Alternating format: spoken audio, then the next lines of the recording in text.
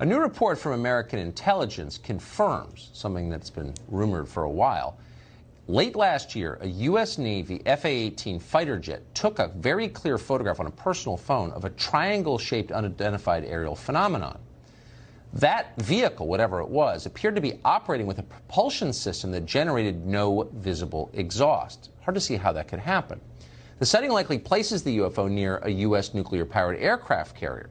That shouldn't be surprising because a string of UFO sightings have involved nuclear reactors and warheads. That same report also goes into some detail on underwater UFOs, which behave in ways that science can't explain. Tom Rogan has been following all of this quite carefully for some time. He's a columnist at the Washington Examiner. We're happy to have him on tonight. Tom, thanks for coming on. First, tell us about this sighting in late 2019. Yeah, good to be with you, Tucker, and thanks for covering this because not enough journalists, I think, do. The late 2019 incident essentially involved a U.S. carrier strike group, as with the incident in 2004 and 15, doing its workups on pre-deployment, preparing to go abroad and do the missions that the Navy are assigned.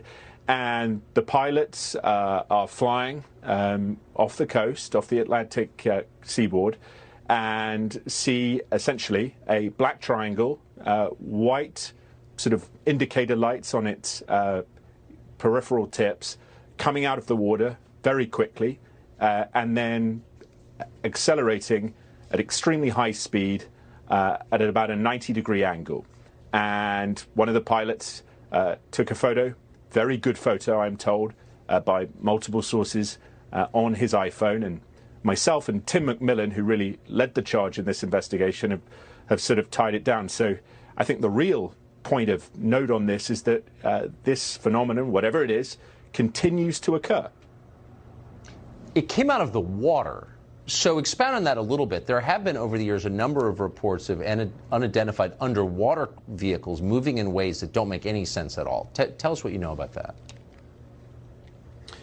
Yeah, and this is one of the reasons the Navy is very sensitive about this topic, is because it essentially doesn't want either China or Russia in particular to figure out whatever these vehicles are, because they appear to be intelligently controlled, figure out how they do what they do. Because they move at hundreds of knots under the water, or at least they can, and they maneuver in ways that would essentially render a submarine or an aircraft carrier or any, quite frankly, military warship extremely vulnerable to attack. And the capabilities, because of what we understand in terms of friction under the water, right, that these things manifest, and then what they do in the air as well, you know, this is some special stuff, whatever it is.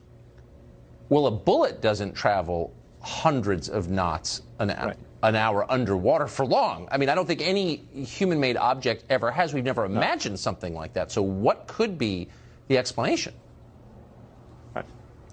You know, and it's very interesting. The Russians have a new system called Canyon, which is an underwater drone system that travels very fast, but nowhere near as fast as these things, and is nuclear powered. And so it's a very different propulsion system.